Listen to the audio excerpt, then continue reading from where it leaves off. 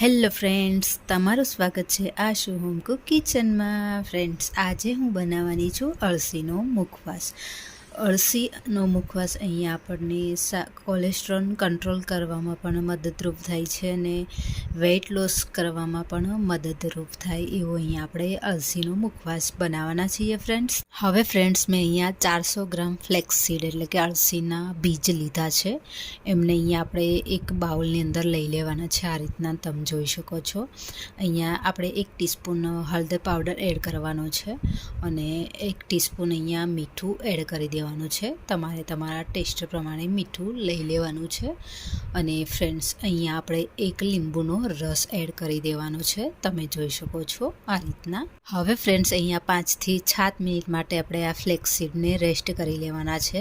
સરસ એવા ડ્રાય થઈ જાય એટલે અહીંયા આપણે સરસ અહીંયા એક જાડા તળિયાવાળી કઢાઈ ગેસ ઉપર રાખવાની છે અને મીડિયમ ટુ લો ફ્લેમ પર જ શેકી લેવાના છે. તમે જોઈ શકો છો ને આ રીતના સરસ એવા અહીંયા હલકા હલકા આપણે આ રીતના હલાવતા રહેવાના છે અને શેકી લેવાના છે.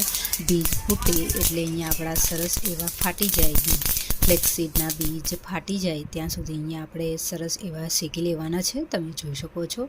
અને સરસ એવો અહીંયા આપણો ક્રિસ્પી અને એવો મીઠો અહીંયા મુખવાસ થવાનો છે. ફ્રેન્ડ્સ, મુખવાસ ઠંડો થાય એટલે એરટાઇટ બોટલમાં ભરી અને તમે અહીંયા એમને મહિના સુધી સ્ટોર કરી શકો છો. તમે જોઈ શકો છો અને અહીંયા સરસ એવો ક્રિસ્પી ને એવો મીઠો મુખવાસ બનીને રેડી છે.